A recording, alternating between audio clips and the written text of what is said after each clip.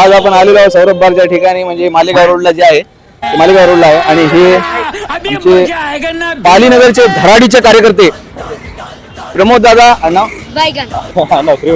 सूर्यवंशी. म्हणजे चौकात गल्ल्यात बोळ्यामध्ये रस्त्यामध्ये जिथं जाल तिथं प्रमोद भाऊचं नाव आहे मोठ्या प्रमाणात ऐकलेले आपण. अच्छा, कारण प्रमोद भाऊ हे म्हणजे एक लय मोठे व्यक्तिमत्व.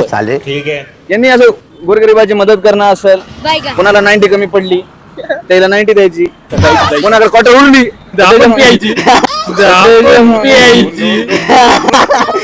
असे आमचे प्रमोद भाऊ. आपण प्रमोद भाऊ पण दोन शब्द ऐकणार. प्रमोद भाऊ बोला. हा असं हा प्रमोद भाऊ, तुम्हाला ब्लो जॉब आवडते का? नाही. तुम्हाला ब्लो जॉब नाही पाहिजे? बरं मग तुम्हाला हँड जॉब नाही. तुम्हाला काय पाहिजे? काय पाहिजे तुम्हाला? आम्हाला बसण्यासाठी चांगली जागा पाहिजे, पावसा पाण्याचं. अजून थांबा प्रमोद भाऊ बोलू नका. तुम्ही जर पळून गेल्या तर अवघड होईल मग.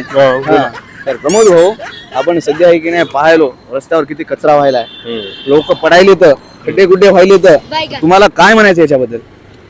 आम्हाला काय म्हणायचं नाही, महापालिकेने काळजी घ्यायला पाहिजे या गोष्टीची. अच्छा.